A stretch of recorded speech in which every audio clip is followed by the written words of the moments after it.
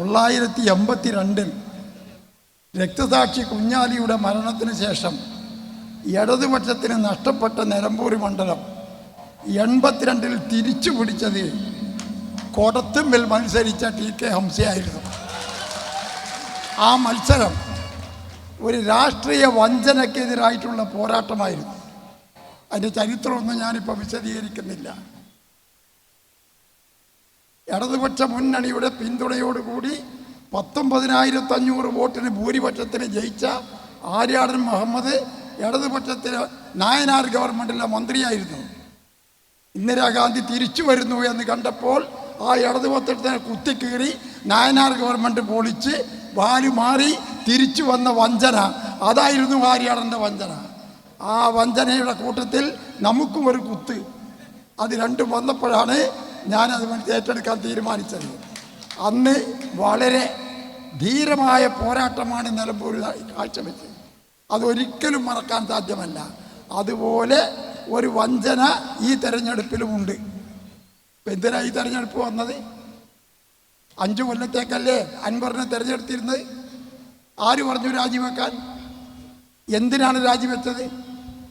ഇടതുപക്ഷ ഗവൺമെൻറ്റിനോ ബഹുമാനപ്പെട്ട മുഖ്യമന്ത്രിക്കോ എന്തെങ്കിലും ഒരു പോരായ്മ ചൂണ്ടിക്കാണിച്ചോ?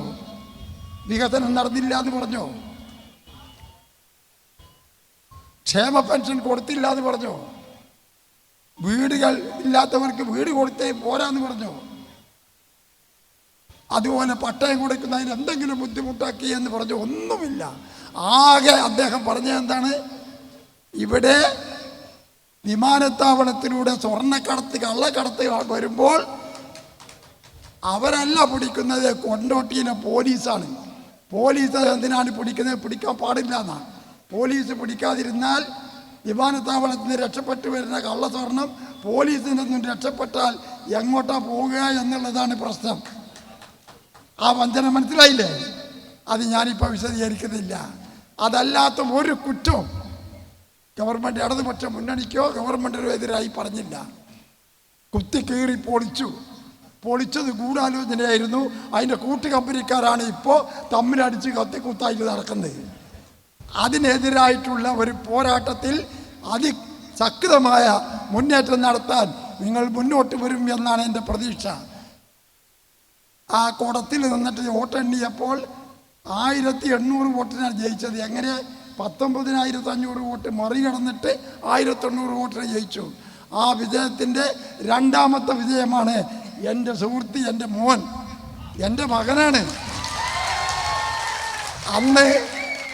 അന്ന് ഞാൻ മത്സരിച്ചപ്പോൾ അപ്പുറത്ത് ആര്യാടനാണെങ്കിൽ ഇന്ന് അദ്ദേഹത്തിൻ്റെ മകനാണ്.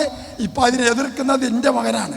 അങ്ങനെ മക്കൾ തമ്മിലുള്ള ഈ പോരാട്ടത്തിൽ എല്ലാ പിന്തുണയും സഹകരണവും തരണമെന്ന് അഭ്യർത്ഥിച്ചുകൊണ്ട് ഞാൻ വാക്കുകൾ നിർത്തുന്നു. അഭിവാദനങ്ങൾ.